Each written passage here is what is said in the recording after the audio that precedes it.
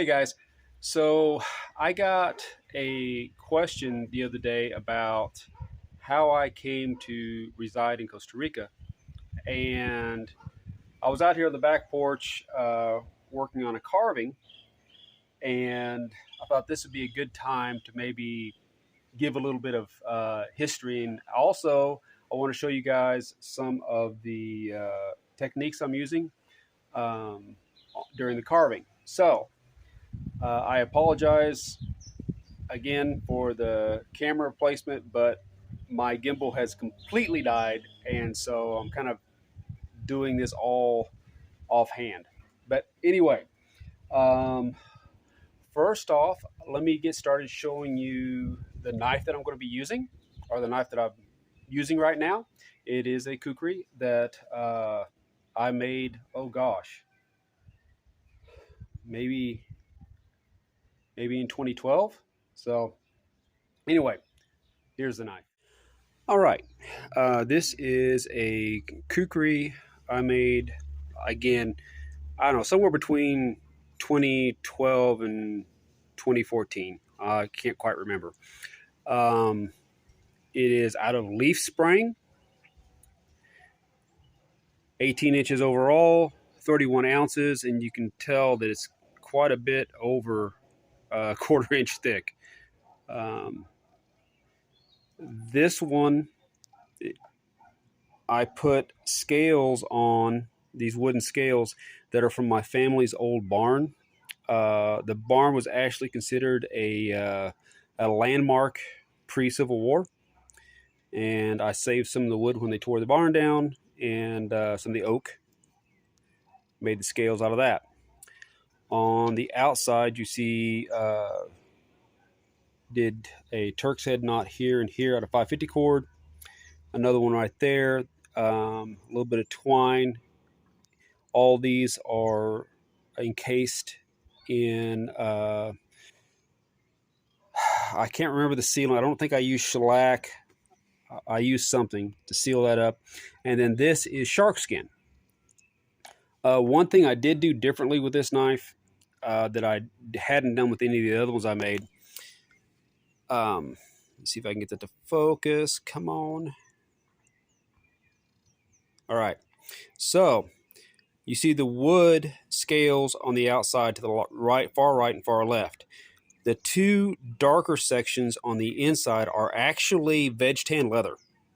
I epoxied all that together. I was curious to see if having the leather on the inside next to the distal taper of this tang would reduce the shock effect. And I think it actually did. Lord knows this knife has been batoned to death. But yeah, so that's wood, leather, steel, leather, wood. There's a couple stainless steel tubings here and I think here that hold the scales into place. There's my old maker's mark, JL. And yeah, this particular knife, our place back in the States, we used wood to heat. And so we'd cut and season the white oak, and sometimes I think we had a little bit of black oak mixed in, but most usually it was white oak. No, white oak and red oak. That's what we used. White oak and red oak.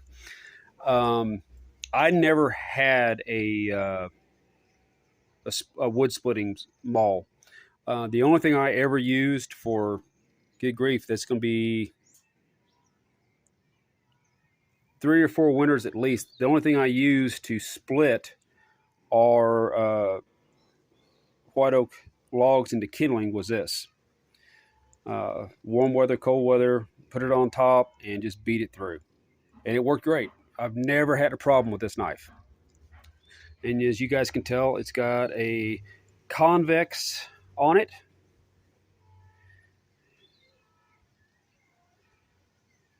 And today I'm going to do I found a project that I'm wanting to do with this knife. I just got started on it with this eucalyptus, and it's going to be, well, the idea is for this to be a ring inside of a ring, interconnected. And let's see if I get that to zoom in a little bit better. There we go. The idea is for it to be a ring inside of a ring. We'll see. Uh, I know I'm sure I've seen that done somewhere before, and I don't know. It's just an idea that's been kicking around in my head. So anyway, this is the knife. This is the sheath here. I used 4 brass D-rings on the ends and molded the sheath to fit the blade. All right. All right, I've got the camera in somewhat a stable position. Just so you guys know, right now, my idea is that this is the outside of uh, the one ring, and then this is going to be the body of the other ring. So what I'm trying to do on this side is I'm cutting grooves left and right, and then removing material here to here. And I'm just going to kind of work my way down here. But to answer this guy's question, he asked, "How did you end up in Costa Rica?" Um, Originally, I'm from the Midwest, a little town called Ava, Missouri, or Missouri, and grew up there. Went to the Army right out of high school, 10th Mountain Light Infantry. Did that for 3 years, and then whenever I got out, I joined the fire department in Springfield, Missouri, and so I worked as a firefighter and then promoted to engineer for 22 years. During that time, I met my wife, who worked in the hospital, and we were blessed with 2 happy and healthy kids, a son and a daughter. And about the time that let's see, our daughter was 15, our son was 12, I had the opportunity to retire early. And what that basically meant was I could combine my military service and my fire department service. I would lose about half of the money that they've been taking out of my check for the last 22 years. However, um, because of my age, I was 44. Uh, However, I would still retire with full benefits. And we, our family had, well, between my wife's job and my job, we had a pretty good grasp, but nothing's guaranteed. So we decided that to go for it and that we weren't going to wait. So we sold everything. We had a house, 3 acres, 2 cars, the normal shebang, and took the kids out of school, loaded up 4 dogs, and headed out for Costa Rica in November of 2017. How we picked out Costa Rica was twofold. One, of all the Central American countries, Costa Rica has had the most stable government. Definitely not because it's the cheapest. Costa Rica is not cheap. It's better when you live the way we do. We live like locals, but in the tourist area, it's extremely expensive. But yeah, we moved here because the government was stable. and uh, the climate. You know, anybody who lives in the Midwest understands that it's pretty bipolar. The weather is, and I'd always suffered from allergies and things like that. So the idea of being in a climate that was nice all year round was very tempting. And also, too, I had known too many guys who retired and were bored or they didn't do anything. And I didn't want that. And my wife didn't want that either. She wanted to be able to learn and do new things. So we picked Costa Rica and moved down here. And come November of this year, it'll be 8 years. And we have no desire to leave. You know, we definitely did not leave for political reasons or any of the other stuff you hear. We just wanted new challenges and uh, a chance at a different life and see what it was like. And I'm very, very, very thankful. You know, there's moments that you remember. Well, we were in Miami. We'd gotten the dogs all checked in at the Miami airport. We were walking down that gangplank runway. Anyway, onto the plane, and I still to this day remember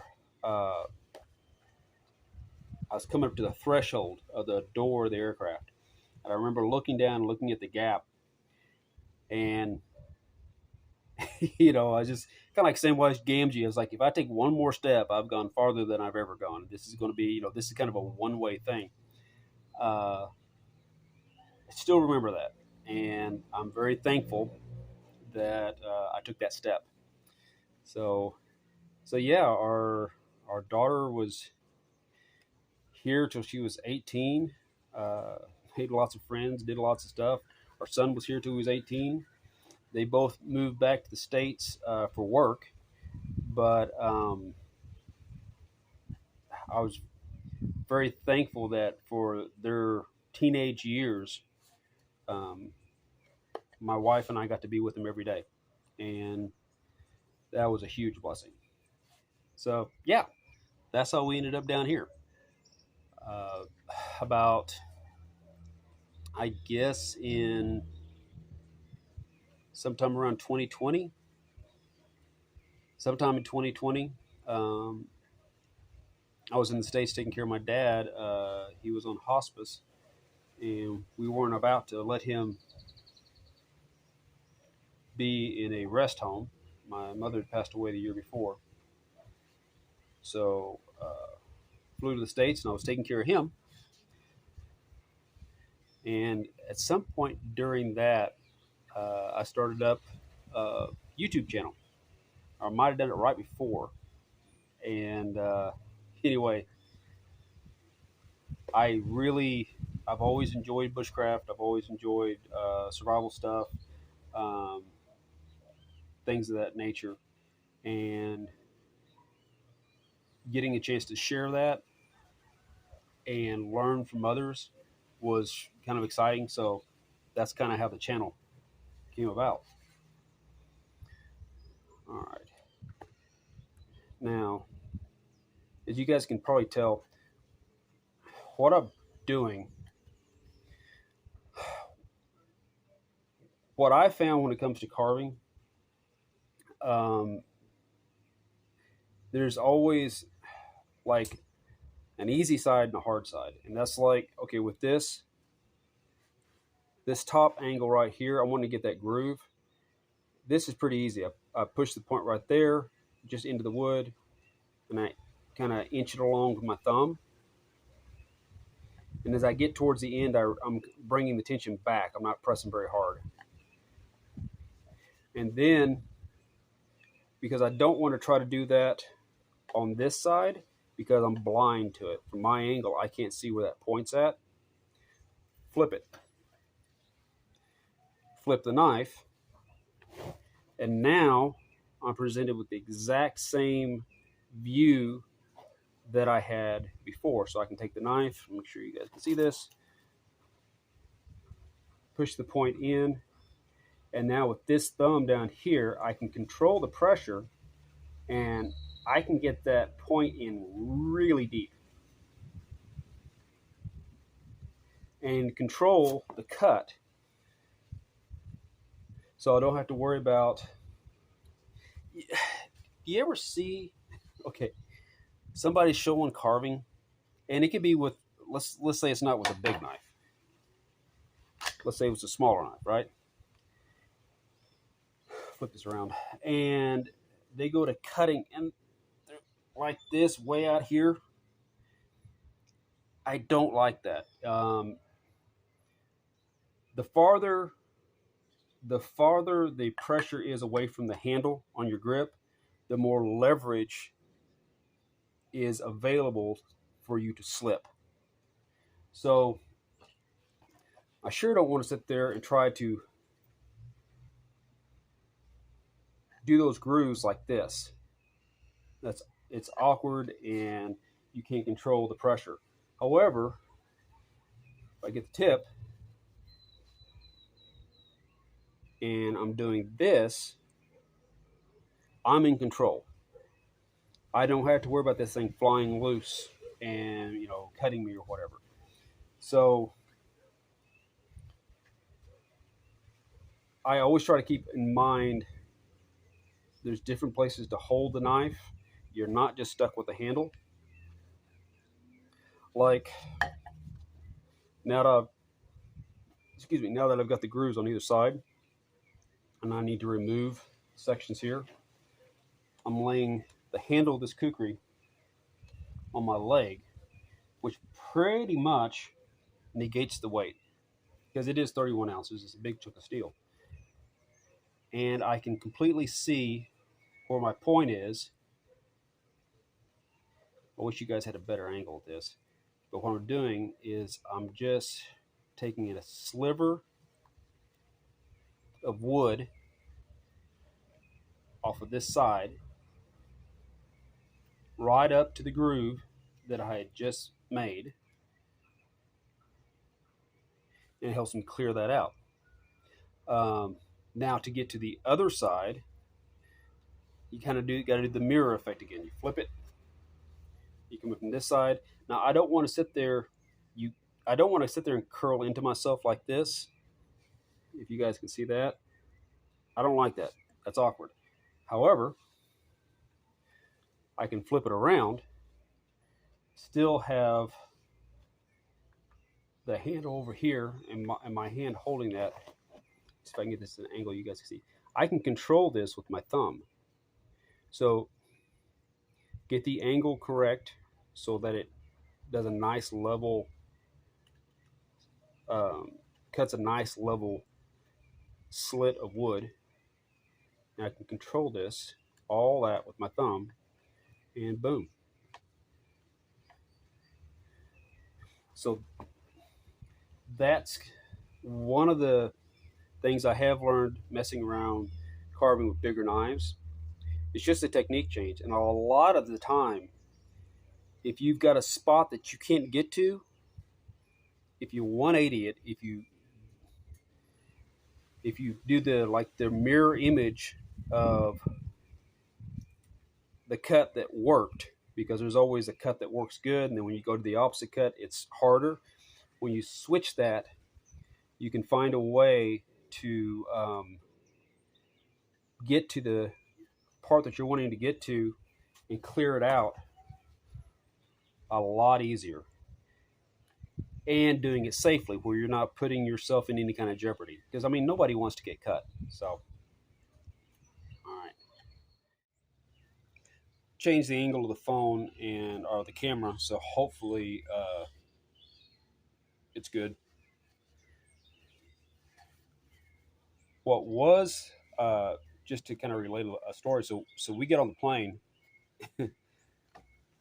in Costa Rica.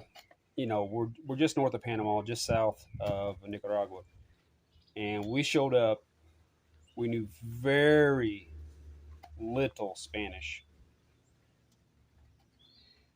And we had kind of scouted the country out a few years prior, just on a vacation, and we knew we didn't want to live anywhere near a tourist area. So, like I was saying, climate's very important. Well, here, I forget how many microclimates this country has, but there's a bunch. So, my deciding factor on where to go, I was talking about it with my wife. It's like, okay, we want to stay away from the tourist areas because those are problems you don't want.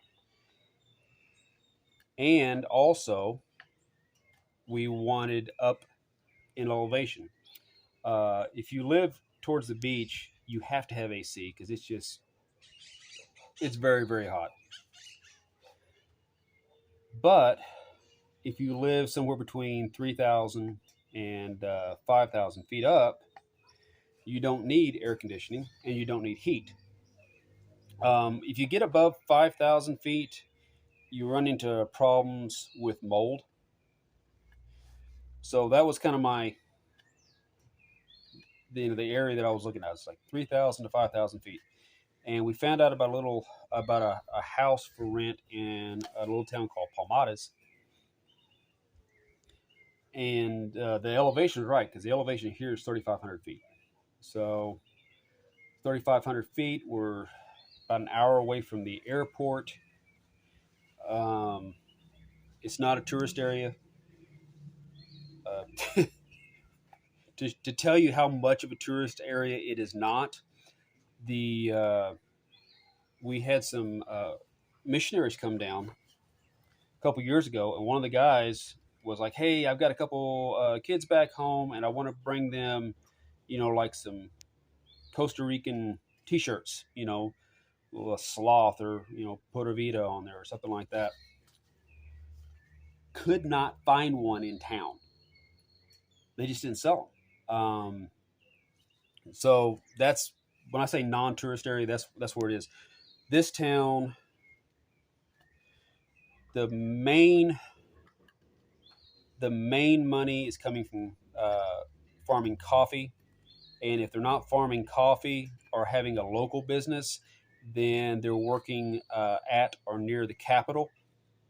Um, they're making about an hour and a half ride every day to go to work and then living here. So it's like, oh, I'm afraid this is really vague. I think it's around 10 to 15,000 people here in the area. But yeah, so we arrived. We were the only gringos in the little barrio we were in. Um, didn't know any Spanish. And the folks around here, they had every reason to kind of avoid us. You know, strangers. We didn't have any friends here or anything like that. They really didn't have, or they had every excuse to not get involved. However, the exact opposite happened. Um, we rather quickly met people. They were excited to try out their English. A lot of Costa Ricans speak English, or at least some English. Dragonfly. And remember, one of the girls we met, her dad was he was on he was dying of pancreatic cancer, and so my wife had uh, experience with those things and knew how to give the painkillers and things like that, the shots. So we would go over there and help them out. Um, and it's we got to meet that family, and then I'm rambling. Uh, our first Christmas, which we've been here about a month. First Christmas, I was out in our yard, and all the houses here are blocked by fences. There's fences all the way around every house. It's a kind of a cultural thing. It's also to keep thieving down. And anyway, I hear as I'm in my yard, I hear upe, which is kind of a hello here, anybody home kind of a thing. I'm hearing upe, upe. I go look, and here's this lady with her head above the fence. It's because it's a 10-foot high fence. Head above the fence. Hi. And in kind of broken English, she goes, "Do you guys like tamales?" And I'm sure you guys know what tamales are. Well, here tamales are a Christmas meal, and I'm like, "Yeah, yeah, um, we would love tamales." She goes, "Okay, get your family, come over here." Okay, so um, I went inside, told the wife and the kids, said, "Hey, we're going next door. Something about tamales." So we all loaded up because we didn't have a car. We haven't had a car since we've been here. Walked over, and this family, our next door neighbors, were all together for the holidays, and they were making tamales.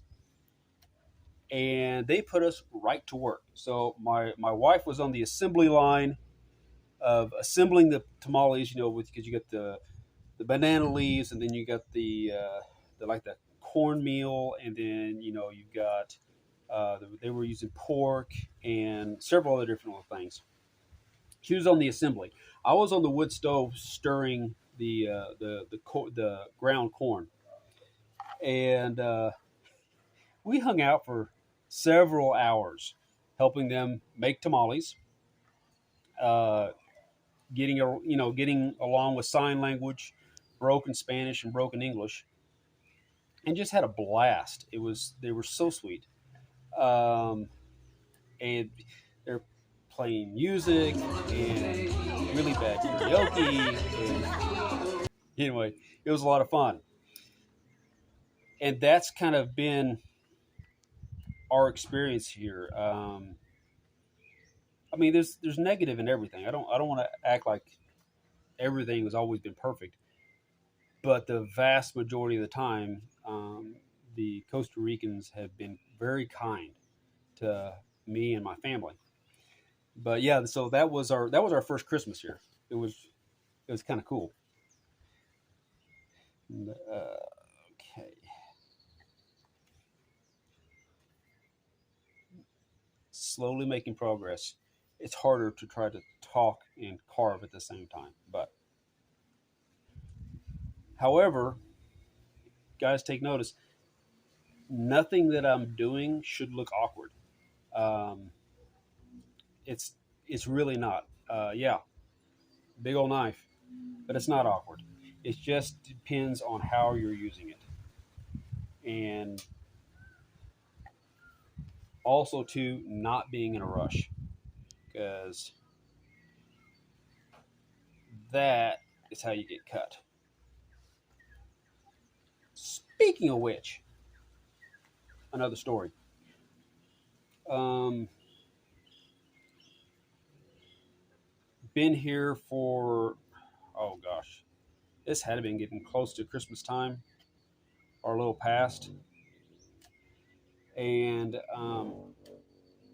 I was putting a another kukri back in its sheath, not paying attention, just a simple motion of not knife sheath went like this. When I did, my sheath hand wasn't holding on tight enough. The leather bound, and so my sheath hand goes. So I cut here and here. I don't even think you guys can see this. Maybe there's that one right there, and anyway, sliced here, sliced there, and I looked at my wife and go, "I'm sorry." Again, yeah, this was, I don't even think this was before the Christmas. We didn't even know anybody. All we knew was a taxi guy, Alexander, who's still a good friend of ours. And so my wife gets on Google Translate and writes to Alexander that I had cut myself and I needed to go to the hospital because I was bleeding pretty good. Definitely needing stitches. We, about 10 minutes later, Alexander shows up and he's got his wife in the taxi. It's weird, but I'm bandaged up. I'm fine, just bleeding. And well, come to find out, Alexander's wife worked at a local pharmacy, and whenever he called her and told her, "Hey, the gringo has done cut himself. I got to get him to the doc," she went ahead and called the emergency doctor. It's a socialized medicine here, and she went ahead and called and said, "Hey, you've got somebody come in." So we loaded up, went into town, and I had no idea what to expect. We were in, just your standard cement block building. They immediately took me to the back, which I felt kind of bad because there was people waiting in front, but I guess it's because I was the only one cut. Took me to the back, very plain room. It was clean, but it was just concrete and block. Flushed everything out, gave me the numbing shots, and started stitching me up. And my wife was watching because, again, she had worked in the hospital, so she was making sure everything was okay. And it was. 45 minutes later, I was out. They had patched me up, sent me on my way, gave me a prescription, I think for some antibiotics, and the entire bill was $83 because we didn't have, at the time, we didn't have our residency yet, so we paid full price. That was $83. Full use. I have zero problems. But yeah, that happened. I don't even know if we'd been here a month yet when that happened. But anyway, but it was a good experience. It really was.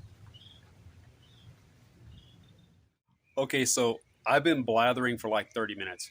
I'm going to end this one here and probably do another part or two to this and kind of show you guys the steps I'm taking using the kukri to make this ring. Hopefully it turns out, or this intertwined rings. Hopefully it turns out okay, and tell you some stories along the way. Hope you guys enjoy it. Anyway, as always, guys, stay safe, take care, and God bless.